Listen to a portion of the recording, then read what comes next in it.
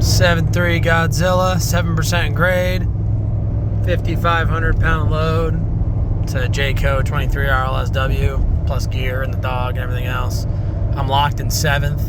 We are losing speed. We'll bump her in 6th. See what she does.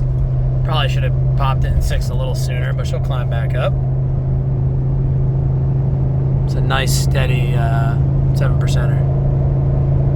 I had the cruise set at 72, so once we get back to that, we'll put it back in 7th.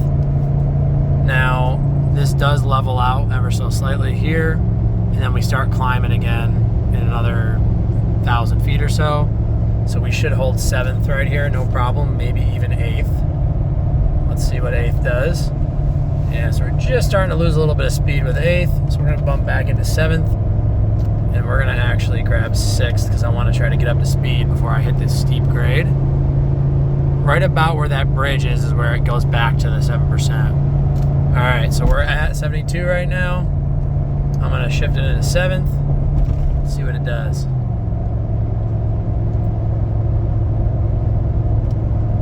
So you're kind of somewhere between 6th and 7th. If I go back into 6th, we'll finish off the hill, and then I could put it to the boards.